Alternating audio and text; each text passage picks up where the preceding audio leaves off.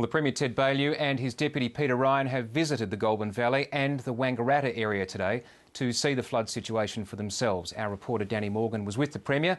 Danny, what did Mr Baillieu have to say today? Well, Ben, the Premier has praised volunteers and locals for the efforts they've put in over the last few days to protect property. He says emergency grants are available to individuals who have been affected by the floods, and he says the government will take a look at the situation over the next few days to see what extra resources are needed to fix public infrastructure that's been damaged over the last few days. He's also urged people to be very careful over the next few days as the floodwaters move through. Here's some of what he had to say. In many of these communities, this is water lying around, it's going to be around for some time. That brings with it its own risks.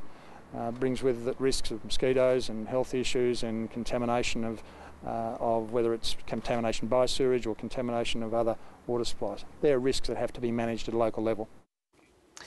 Well, Danny, we're now getting a real sense of just how much rain has fallen in the state's northeast in the last few days, and you, of course, would have seen that firsthand. Yes, it's been quite amazing, Ben. I guess to give you an idea, Albury-Wodonga has broken a 120-year record for rainfall in a week. Yes, it's been amazing scenes up there and across the northeast. Here's what the Weather Bureau's Phil King had to say today.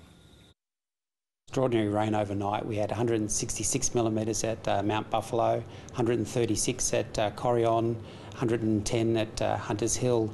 And when you look at the 7-day rainfall figures, we're seeing many hundreds of millimetres.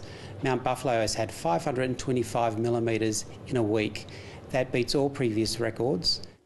Danny, what's the situation like in Wangaratta tonight? Well, the Ovens River behind me, Ben, is expected to get a fair bit higher tomorrow as that water comes off Mount Buffalo and moves through towns like Myrtleford on the way down to Brighton, Myrtleford, Pulpunka, those sorts of towns. But it's not expected to have much significant impact on property in this region. I think resources tomorrow and the next few days are going to be concentrated further to the west at those towns, Numurkah and Nathalia. Danny Morgan live from Northern Victoria.